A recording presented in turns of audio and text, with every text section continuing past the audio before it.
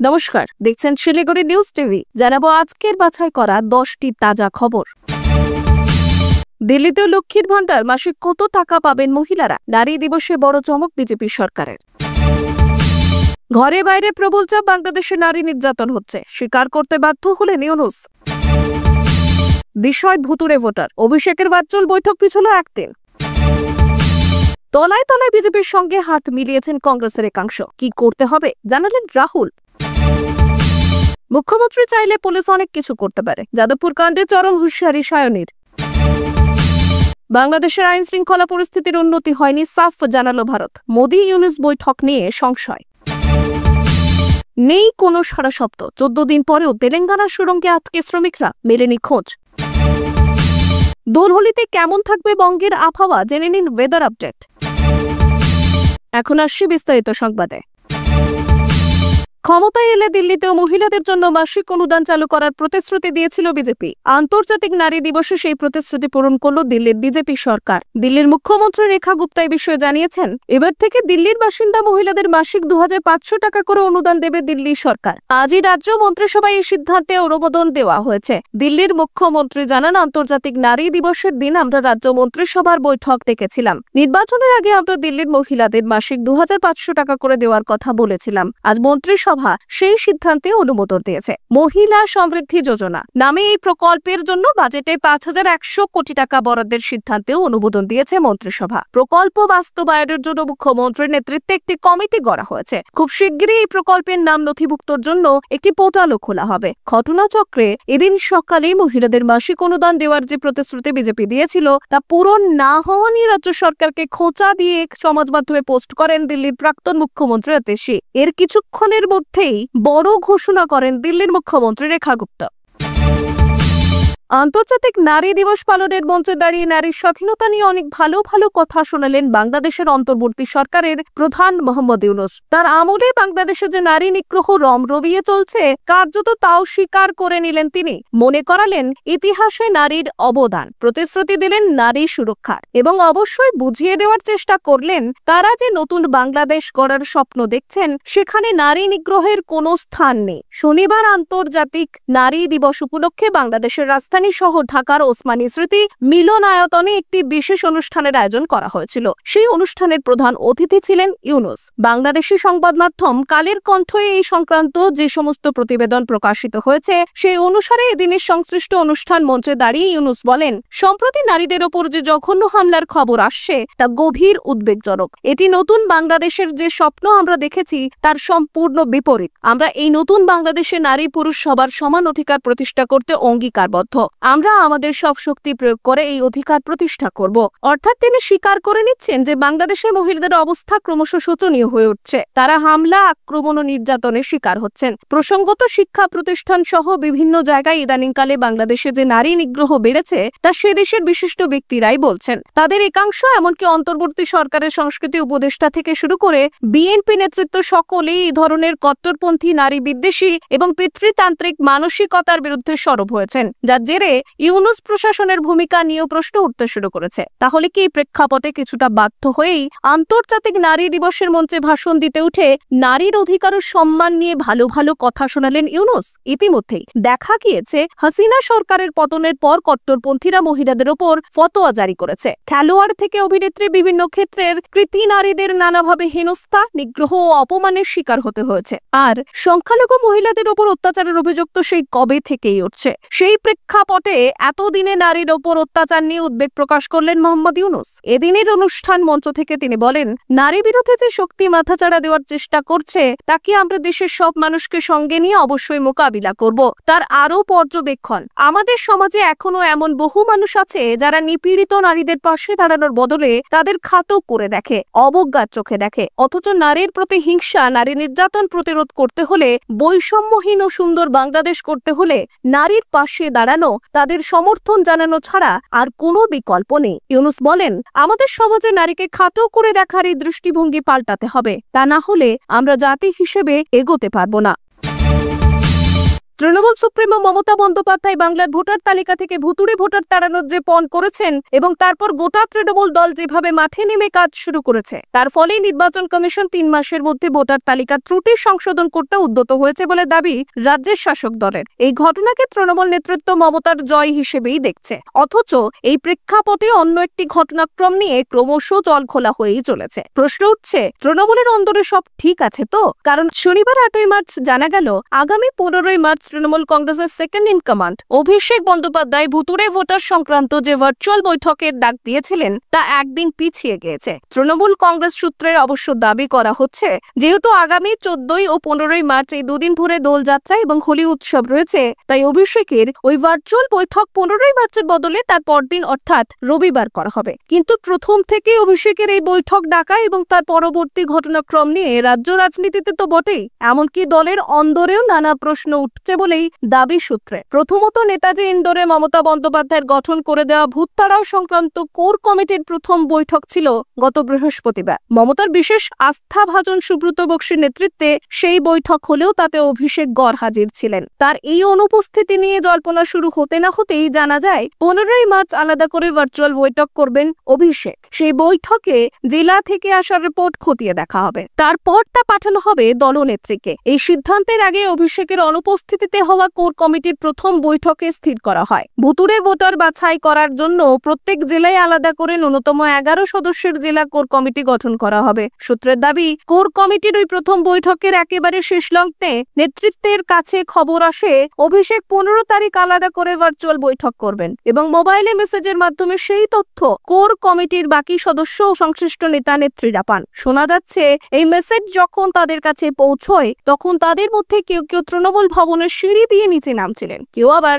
গাড়িতে উঠে ফেরার পথ ধরছিলেন। সূত্রের দাবি, বৈঠক সম্পর্কে দলীয় সদস্যদের এভাবে অবগত করার পদ্ধতি নিয়েই নাকি দলের অন্দরে প্রশ্ন উঠতে শুরু করেছে। সংবাদ মাধ্যমে প্রকাশিত প্রতিবেদনে অন্তত তেমনটাই দাবি করা হচ্ছে। এদিকে জেলা স্তরের কোর কমিটি গড়ার বিষয়টি ঘোষণার কয়েক ঘন্টার মধ্যে স্থগিত হয়ে যায় স্বয়ং মমতা বন্দ্যোপাধ্যায়ের নির্দেশে। কারণ তিনি নাকি এই উপকমিটি গঠনের বিষয়ে অবগত ছিলেন না এবং এ বিষয়ে যা করার তা নিজেই করতে চান। এই প্রেক্ষাপটে প্রশ্ন উঠেছিল, তাহলে কি আগামী 15ই মার্চ অভিষেক আর বৈঠক করবেন? সেই বৈঠকে কারা উপস্থিত থাকবেন ইত্যাদি। এখন আবার শোনা যাচ্ছে সেই বৈঠকের দিনক্ষণই পাল্টে গিয়েছে। এর কারণ হিসেবে তৃণমূল যে ব্যাখ্যাই দিক না কেন, রাজনৈতিক মহলের কৌতূহল তাতে কমবে না। ওই দিনের বৈঠকে কারা যোগ দেন, সেখানে কি আলোচনা হয় তা জানতে আগ্রহী থাকবে সব পক্ষই, এমনটাই মনে করছে ওয়াকিবহাল মহল।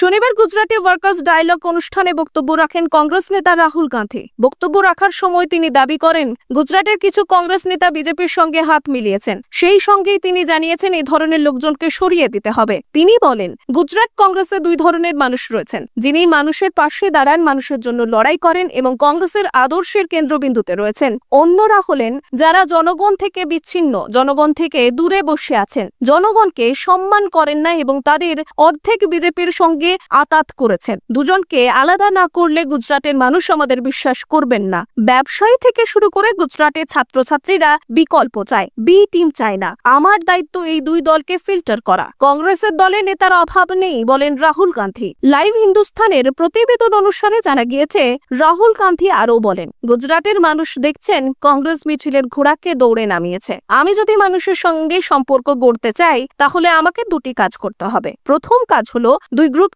আলাদা করা। আমাদের যদি কঠোর ব্যবস্থা নিতে হয় তাহলে 10, 20 থেকে 30 জনকে সরিয়ে নিতে হবে। আপনারা ভেতরে থেকে বিজেপির হয়ে কাজ করছেন, বাইরে থেকে গিয়ে দেখি কিভাবে করা যায়। রাহুল গান্ধী বলেন, কংগ্রেসের সব নেতার হৃদয়ে কংগ্রেস থাকা উচিত। জয় পরাজয়ের কথা ভুলে যান। হাত কেটে গেলেও তা থেকে কংগ্রেসের রক্ত বের হওয়া উচিত। যাদবপুর বিশ্ববিদ্যালয়ের ঘটনা নিয়ে এখন রাজনৈতিক তরজা তুঙ্গে। বাম ছাত্ররা তো আন্দোলনে নেমেছেই, বিজেপিও মিছিলের ডাক দিয়েছে। আগামী দিনে পরিস্থিতি কোন দিকে যাবে তা এখনই বলা মুশকিল। এই আবহে ফের একবার বাম ছাত্র সংগঠনের উদ্দেশ্যে চরম বার্তা দিলেন যাদবপুরের সাংসদ সায়নী ঘোষ। কেন বিশ্ববিদ্যালয় ক্যাম্পাসে পুলিশ ঢুকছে না তাও ব্যাখ্যা করেছেন তিনি। মদন মিত্র, অরূপ বিশ্বাস থেকে শুরু করে সৌগত রায়, তৃণমূলের একাধিক নেতা ইতিমধ্যেই হুঁশিয়ারি দিয়ে বলেছেন, অল্প সময়ের মধ্যেই যাদবপুর শান্ত করতে পারে পুলিশ। অরূপ বিশ্বাস 1 মিনিটের মধ্যে পরিস্থিতি নিয়ন্ত্রণে আনার কথাও বলেছেন। মদন আরও এক ধাপ এগিয়ে দাবি করেছিলেন 30 সেকেন্ডে পরিস্থিতি নিয়ন্ত্রণ করা যায়। তবে এটাও স্পষ্ট করেছিলেন শুধু মমতা বন্দ্যোপাধ্যায়ের নির্দেশের জন্য তারা অপেক্ষা করছেন। যাদবপুরের সাংসদও প্রায় একই ইঙ্গিত দিলেন। সায়নীর কথায় মুখ্যমন্ত্রী মমতা বন্দ্যোপাধ্যায় দমন নীতিতে বিশ্বাসী নন, তিনি অত্যন্ত সহনশীল, আর এর জন্যই যাদবপুরে পুলিশ ঢুকছে না। মুখ্যমন্ত্রী চাইলে পুলিশ অনেক কিছু করতে পারত।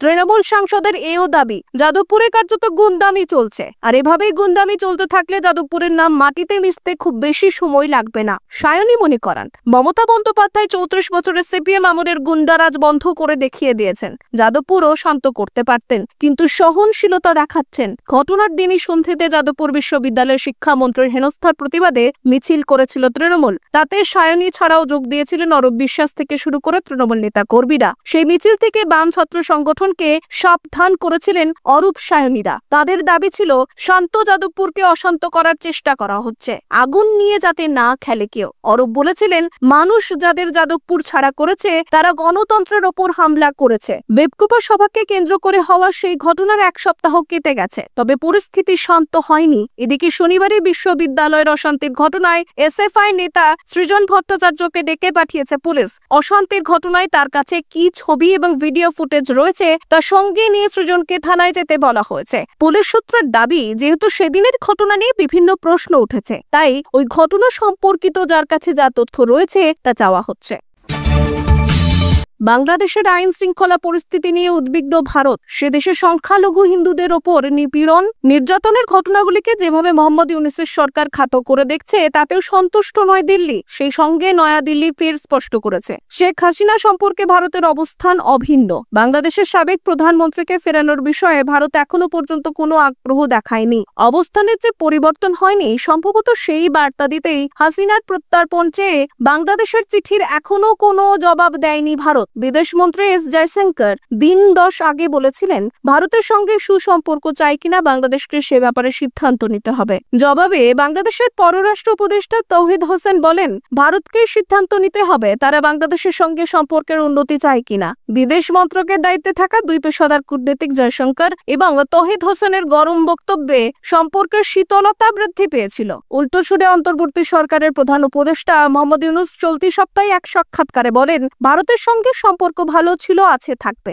তিনি আরো বলেন, 2 দেশের পদাধিকারীরা যাতায়াত করছেন, কিছু ভুল বোঝাবুঝি হয়েছিল, সেসব মিটে গিয়েছে। ইউনূসের বক্তব্য নিয়ে সরকারিভাবে প্রতিক্রিয়া না দিলেও ভারতের বিদেশ মন্ত্রকের মুখপাত্র রণধীর জয়সওয়ালের কথায় স্পষ্ট, নয়াদিল্লি বাংলাদেশের প্রধান উপদেষ্টার বক্তব্যের সঙ্গে সহমত নয়। নয়াদিল্লির পররাষ্ট্র মন্ত্রকের কর্তারা মনে করছেন মোহাম্মদ ইউনূস বাংলাদেশ নিয়ে ভারত সরকার উত্থাপিত প্রশ্ন এবং উদ্বেগ উৎকণ্ঠাকে লঘু করে দেখাতেই সম্পর্ক ভালো বলে দাবি করেছেন। বাংলাদেশ নিয়ে ভারতের আপত্তির একাধিক কারণের অন্যতম হলো সংখ্যালঘুদের ওপর নিপীড়ন, নির্যাতনের ঘটনাগুলি। ইউনূস সরকার সেগুলোকে সাম্প্রদায়িক বলে মানতে নারাজ। তারা রাজনৈতিক সংঘর্ষ বলে দাবি করে তদন্ত লঘু করে দিয়েছে। ভারতের বক্তব্য, গত বছরের 6 আগস্ট থেকে চলতি বছরের 16 ফেব্রুয়ারি পর্যন্ত সংখ্যালঘুদের ওপর বাংলাদেশে 2374টি হামলার ঘটনা ঘটেছে। তার মধ্যে মাত্র 1254টি পুলিশ যাচাই করেছে এবং এর মধ্যেও 98% হামলায় রাজনৈতিক চরিত্রের বলে ঢাকার প্রশাসনিক কর্তারা দাবি করেছেন।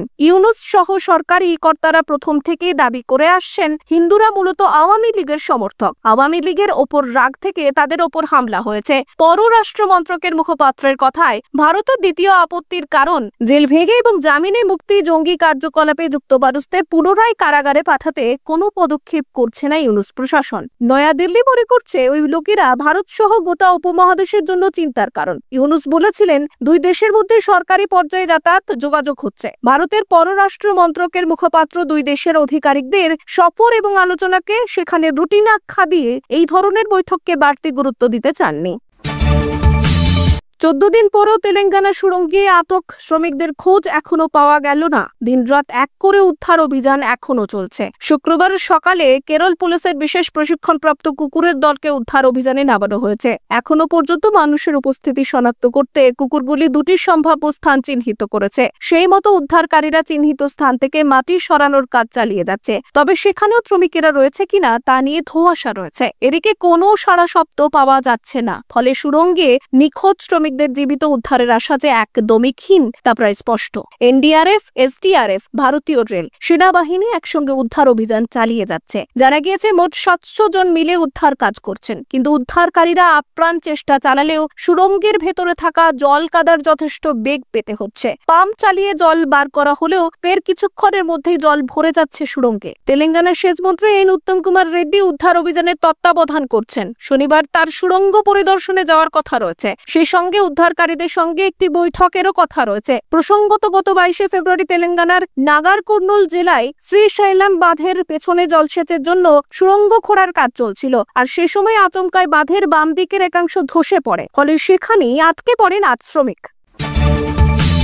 উত্তরবঙ্গে বেশ কয়েকটি জেলায় বৃষ্টির পূর্বাভাস। দক্ষিণবঙ্গে বাড়বে তাপমাত্রা। আবহাওয়া নিয়ে বড় আপডেট দিল আবহাওয়া দপ্তর। হাওয়া অফিস জানিয়েছে উত্তরবঙ্গে ফের বৃষ্টিপাতের সম্ভাবনা তৈরি হয়েছে। দার্জিলিং, কালিম্পং, জলপাইগুড়ি ও আলিপুরদুয়ারে হালকা থেকে মাঝারি বৃষ্টির সম্ভাবনা রয়েছে। বজ্রবিদ্যুৎ সহ ঝোড়ো হওয়ার সম্ভাবনা রয়েছে দার্জিলিং ও কালিম্পং এর কিছু এলাকায়। রবিবার থেকে বৃষ্টি কমবে, তবে তাপমাত্রার খুব একটা হেরফের হবে না। আগামী সপ্তাহের শুরু বৃহস্পতিবার উত্তরবঙ্গের ওপরের 5 জেলায় ফের বৃষ্টি হতে পারে। দক্ষিণবঙ্গে আপাতত বৃষ্টির কোনো সম্ভাবনা নেই। আবহাওয়া মূলত শুষ্ক থাকবে। দিনের তাপমাত্রা ক্রমশ বাড়বে। আগামী 4 থেকে 5 দিনে তাপমাত্রা আরো 3 থেকে 5 ডিগ্রি পর্যন্ত বাড়তে পারে। বসন্ত উৎসব হোলির আগে কলকাতার পারদ 34 থেকে 35 ডিগ্রি আর জেলার তাপমাত্রা 38 ডিগ্রি ছাড়াতে পারে বলে জানিয়েছে হাওয়া অফিস। 10ই মার্চের পর তাপমাত্রা আরও বাড়বে বলে অনুমান আবহাওয়াবিদদের।